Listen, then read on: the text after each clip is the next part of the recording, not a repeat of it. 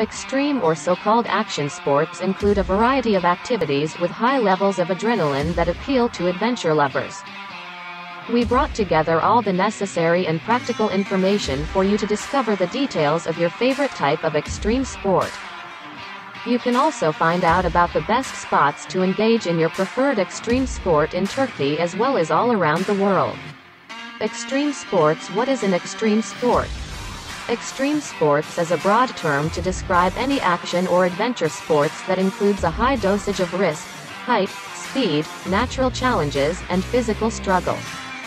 Most extreme sports are considered as an alternative to mainstream sports with their adrenaline-rushing thrills. Extreme sports are popularized in the 1990s with lots of TV coverage, and they keep on increasing their popularity every year. Most popular extreme sports. 1.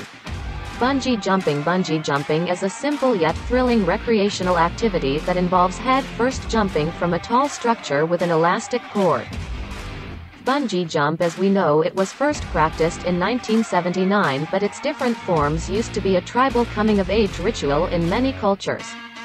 Now, bungee jumping is one of the most popular and available extreme sports in the world. 2.